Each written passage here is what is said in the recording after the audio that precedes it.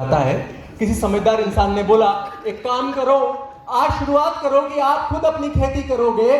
बंदरों ने मोटिवेट होकर अपनी खेती करना शुरू की। कहीं से बीज इकट्ठे करे, कहीं से पौधे इकट्ठे करे, कहीं से फल वाले इकट्ठे करे, कहीं से अनाज वाले इकट्ठे करे, बोना शुरू किया। सप्ताह भर बीता। बंदरों का एक जो पुराना बंदर था उसने कहा, अभी तक फल उगे क्यों नहीं? बोलते रुको सप्ताह भर और रुको। अगले सप्ताह की बात आई, अगले सप्ताह फिर पूछते हैं बंदरों का अगला मुखिया, अब ऐसा तो नहीं कि फल जो है वो सारे के सारे अंदर नीचे की तरफ जा रहे हैं, अपन ने बीज अलग दिशा में पेकर बो दिया था। Why I am sharing this thing? पूर्वज तो बंदर थे।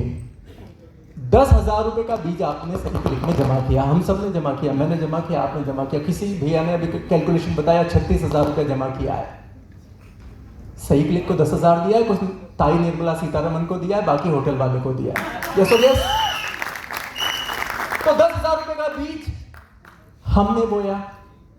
कुछ लोगों के बीच में सवाल उठेगा, बिजनेस क्यों नहीं मिला, रेफरल क्यों नहीं मिला? अगली बात आपको बताता हूं। एक बार की बात है कि ईरान में बहुत बड़ा सूखा आया, भूखमरी होने लगी, लोगों के पास में खाने के लिए अन्न नहीं है। इस हालत में हो गई कि वहां के राजा के पास जितना भी कोष था वो पूरा का पूरा खत्म हो गया। राजा ने कहा कि पता करो कैसे यहां पर बारिश हो। उनको पता चला कि एक बाबा वृष्टिदास है कहीं पर, वो फकीर जब नाचता है तो बारिश होती है। राजा ने कहा अपने वजीर से, जाओ उनसे अपॉइंटमेंट लेकर आओ। वजीर वृष्टिदास के पास गया, कहते हैं ये वजीर एक बार आपके यहाँ पर नाच देगा तो बारिश होगी। राजा उस फकीर के पास पहुंचे जब उन्होंने समय बताया था। फकीर भी बड़ा मस्त मौला, एकदम आनंद करने वाला था। उसने राजा को 3 घंटे तक बाहर इंतजार करवाया। राजा को लगा पक्का पड़ा पहुंचा संत है। अंदर जाते हैं तो देख रहे हैं कि फकीर जो है वो मस्त अंगूर खा रहे हैं और हर एक अंगूर को खाते हुए बड़े आनंद के साथ में कह रहा, वाह, अगर दुनिया में आखिरी अंगूर ये है ना तो मेरे पास ही है, बहुत खुश हूं। राजा ने पूछा, साहब जल्दी से बता दो कि कब आओगे और बारिश होगी। उन्होंने राजा से कहा, देख राजा, तेरा और मेरा स्तर दोनों बराबर है। कहने के लिए तू दुनिया का राजा है, मैं अपने लिए मन का राजा हूं। मेरे नाचने से बारिश नहीं होती, मैं तब तक नाचता रहता हूं जब तक कि बारिश ना हो जाए। भाई साहब बीज बो दिया ना हमने। 30 सेकंड का प्रेजेंटेशन कर रहे हैं, 8 मिनट का प्रेजेंटेशन कर रहे हैं, कभी कॉफी टेबल मीटिंग कर रहे हैं, कभी सोशल कर रहे हैं। नाचते रहना है जब तक कि बारिश ना हो जाए। आइडेंटिटी की बात करता हूं कि जब आपको पूछा जाएगा कि ये किस प्रकार के इंसान हैं, तो आपको लोग आइडेंटिफाई कैसे करते हैं? ये उस तरह के इंसान है जो हमेशा मांगते रहते हैं, या वो उस तरह के इंसान है जो हमेशा देते रहते हैं? कहते हैं ना कि जल्दी का काम नहीं भाई साहब, जल्दी देने का काम भगवान का, जल्दी जल्दी मांगने का काम शैतान का।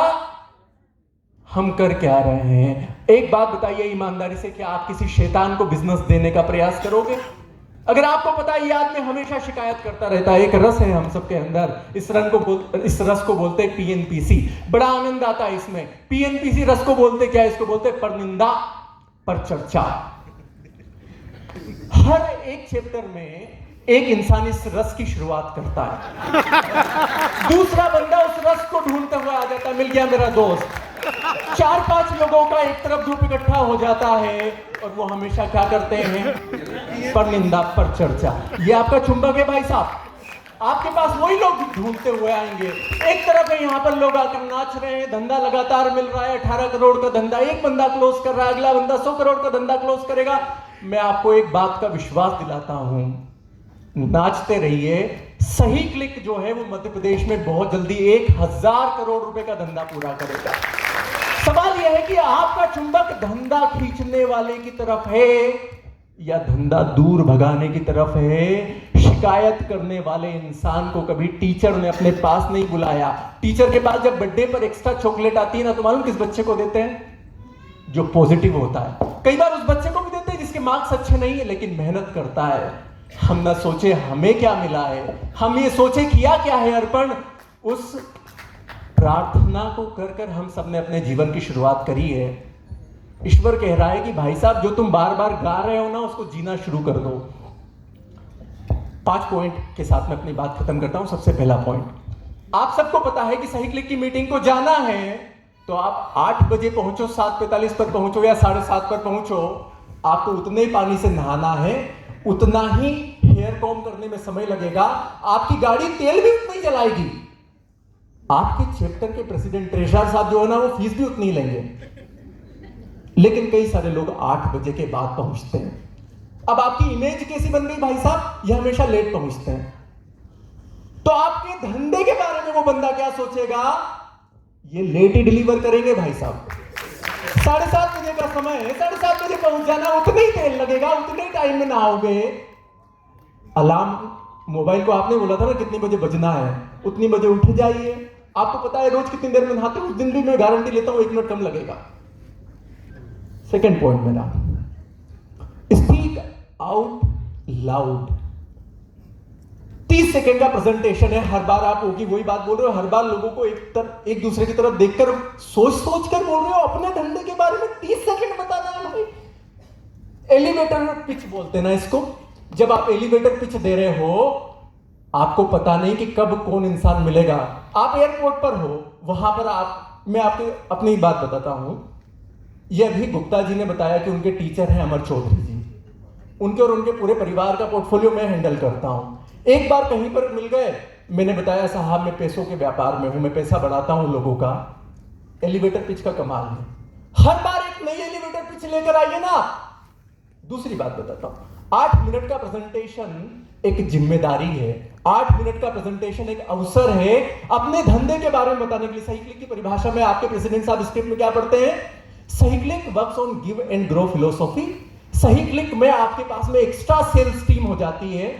आपको लगता है कि आपको ऐसी कोई सेल्स टीम ज्वाइन करेगी जिसको पता है कि मेरे मालिक के पास में अपने खुद के व्यापार के बारे में ईमानदारी से बताने के लिए 8 मिनट का कंटेंट नहीं है। How sincere you are about your presentation. हर एक इंसान के पास अपना प्रेजेंटेशन इस स्तर का रेडी हो कि अगर उस दिन खुशकिस्मती से, ध्यान रखिएगा, खुशकिस्मती से वो बंदा नहीं आया है तो आप दीजिए, वहां पर जाकर आप अपनी खुद की क्रेडिबिलिटी खड़ी करते हैं। रेस्पेक्ट करिए। 1 to 1 के लिए गए, अगर आपसे किसी ने समय मांगा है तो फिर उस समय उसको समय दीजिए। पता चले कि आपके पास में बंदा आ रहा है और आप लगे हुए अपने क्लाइंट्स के ऑर्डर निपटाने में, अपने क्लाइंट्स के कॉल आंसर करने में। अगर एक 1 to 1 में आपका एक बार से ज्यादा फोन बज रहा है तो थोड़ा सा यहां पर डिसिप्लिन की आवश्यकता है। आप कॉफी टेबल मीट कर रहे हैं, आपके पास में क्लियर कट एजेंडा होना चाहिए कि वहां पर करना कैसे है। आप किस तरह से अपने आप को प्रेजेंट कर रहे हो, दैट विल डिसाइड कि आप प्रोफेशनली कैसे हो, हाउ यू आर रेस्पेक्टिंग। एक और बात बताता हूं, कई सारे लोग, जब हम 30 लोग बैठे होते हैं ना, 30 सेकंड का प्रेजेंटेशन चल रहा होता है, 2 लोग आपस पड़ोसी को बोल रहा होता है, सुन सुन सुन वो मूवी देखी मैंने, समथिंग एल्स। अगर आप किसी इंसान को 30 सेकंड सुन नहीं सकते, आधी पत्नियों की शिकायत मालूम क्या है, वो कम कमाते हैं। किसी की पत्नी की शिकायत है शायद नहीं, ये तो सुनते ही नहीं है भाई साहब, सही क्लिक में भी नहीं सुनते हैं।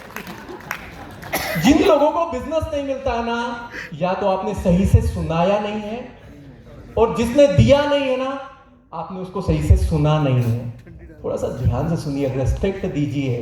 परिवार है ना ये, बच्चे की सुनते हो ना आप। बच्चा कुछ भी इलुल जुलुल बात कर रहा है, टेढ़ा है पर मेरा है। भाई साहब मेरे साथ में अगर मेरे बंधन परिवार का बंदा है, आनंदम परिवार का बंदा है, तो सुनना है, रेस्पेक्ट तो दिखाइए। वो आचार्य शर्मा क्या बोलते थे, दूसरों के साथ में व्यवहार वैसा ही कीजिए जैसा आपको अपने आप के साथ में पसंद है। Give respect and take respect. यहां पर मैं बात कर रहा हूं, आपके पास अगर कोई बंदा आता है, आप ध्यान दीजिएगा, कुछ लोगों को 30 सेकंड की पिच देते देते खांसी आने लगती है। कुछ लोगों को अपना 8 मिनट का प्रेजेंटेशन करते करते 2 मिनट में उनकी सांस फूल जाती है। उस समय आप उसके साथ में थोड़ा सा खड़ा होइए, उसकी हौसला अफजाई कीजिए। माँ कभी नहीं देखती कि बच्चा रोएगा तो ही उसको खाना दूंगी। अगर आपको लगता है कि आपके परिवार का कोई एक सदस्य जो है वो थोड़ा सा कमजोर है, शायद अपने बिजनेस में, शायद अपने आइडियाज में, थोड़ा सा अपनी कैपेसिटी को एक्सपांड कीजिए। ये सब आप करेंगे तो आपके पास में एक ऐसा परिवार खड़ा हो जाएगा जो कि डीप कनेक्शंस वाली बात आएगी। कभी आपको, मैं आपको सही क्लिक में सफल होने का राज बता रहा हूं, कभी आपको ऐसा लगता है कि अगर मुझको या मेरे परिवार में मेडिकल इमरजेंसी होगी तो मैं अभिषेक भाई को कॉल करूंगा, अगर आप पर आपके टीम के सदस्य इस तरह का विश्वास करते हैं ना, तो आप सही क्लिक में सफल हो।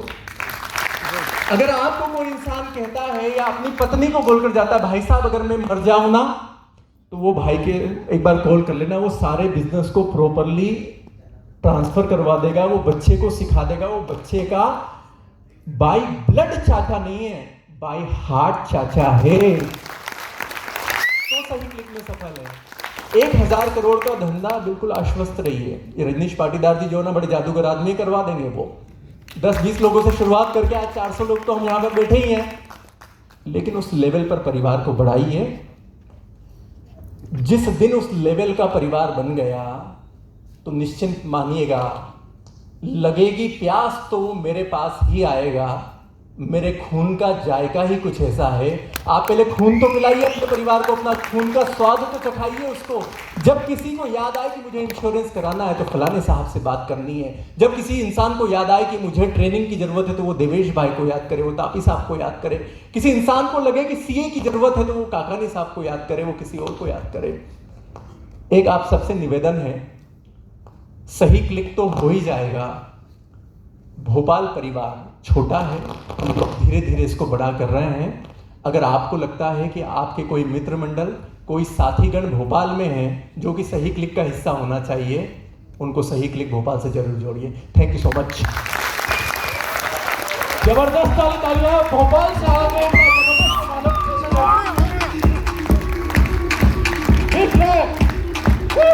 Thank you so much, Abhishek. We are thankful to our heart of our core